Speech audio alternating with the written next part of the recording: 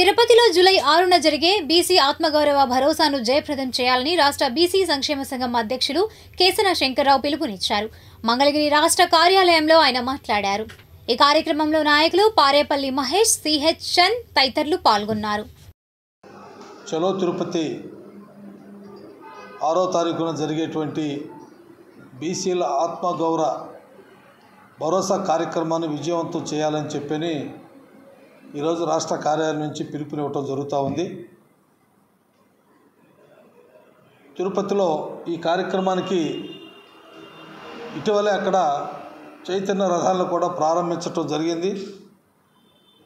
ఆ యొక్క జిల్లాలో ఆ చైతన్య రథాలు తిరిగి ప్రజలందరూ కూడా తెలిసే విధంగా పర్యటన జరుగుతున్నటువంటి విషయం కూడా మీ అందరికీ కూడా తెలియజేస్తూ, ఆ రోజు కార్యక్రమానికి కూడా రాష్ట్ర రెవెన్యూ శాఖ మార్చులు శ్రీ అనగాని సత్యప్రసాద్ గారు, అదేవిధంగా ఎక్సైజ్ మైన్స్ మంత్రివర్యులు కొల్లు రవీంద్ర గారు, అదేవిధంగా ఆరోగ్య శాఖ మార్చులు సత్యకుమార్ యాదవ్ గారు, బీసీ వెల్ఫేర్ మంత్రిని సోదరి సవితమ్మ గారు, వీరందరూ కూడా ఆ కార్యక్రమానికి హాజరవుతున్నటువంటి విషయం ఈ రోజున మీకు తెలియజేస్తూ ఉన్నాం. ఎందుకంటే గత 75 సంవత్సరాల స్వతంత్రం నుంచి బీసీలని ఓట్ బ్యాంక్ రాజకీయాలనే చూస్తూ ఉన్నారు. ఇన్ని సంవత్సరాల నుంచి కూడా వారి యొక్క జీవన ప్రమాణం మెరుగుపరచకపోవటం అనేది మరి గత పాలకులు చేసినటువంటి పరిస్థితిని మనందరూ కూడా దృష్టిలో పెట్టుకోవాల్సిన అవసరం ఎంతైనా ఉంది. ఈ మీడియా సమావేశం యొక్క ముఖ్య ఉద్దేశం తిరుపతిలో 6వ తారీఖు జరగనున్నటువంటి బీసీల ఆత్మగౌరవ సభను రాష్ట్ర వ్యాప్తంగా ఉన్నటువంటి బీసీలు విజయవంతం చేయాలని పిలుపునివ్వటానికి అధ్యక్షులు కేసన శంకర్రావు గారి ఆదేశాల మేరకు ఏర్పాటు చేయటమైంది.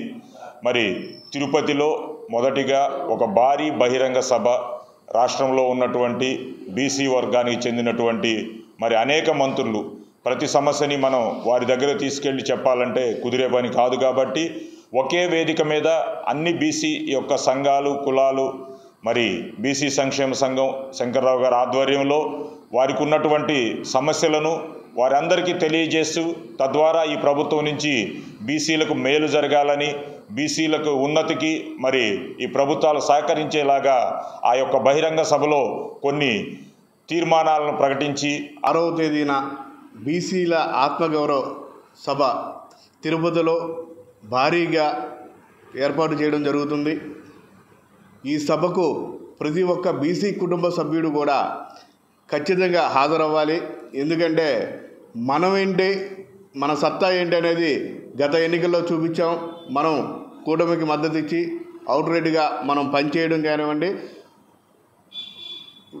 కూటమి విజయం సాధించడానికి బీసీ సంక్షేమ సంఘం కేసన శంకర్రావు గారి నాయకత్వంలో ఎంత గట్టిగా కృషి చేసిందనేది మనందరికీ తెలుసు. భవిష్యత్తులో కూడా మన కోసం మన మీద మనమే రాజ్యాధికార దిశగా ప్రయాణం చేయాలంటే మనందరం కూడా బలంగా ఉన్నామని ఎప్పుడైతే మనం ఈ రాజకీయ పార్టీలకి ఎప్పుడైతే తెలియజేయగలుగుతామో అదే రోజు రాజ్యాధికారం మనకు వస్తుంది. యాచించే స్థాయి నుంచి శాసించే స్థాయికి మనందరం ఎదుగుతాం. ప్రతి ఒక్క కుటుంబ సభ్యుడు కూడా బీసీ సంక్షేమ సంఘం పుట్టుకతో మనకు వచ్చిన హక్కు, మన సొంత పార్టీ. ఖచ్చితంగా కూడా ఈ సభను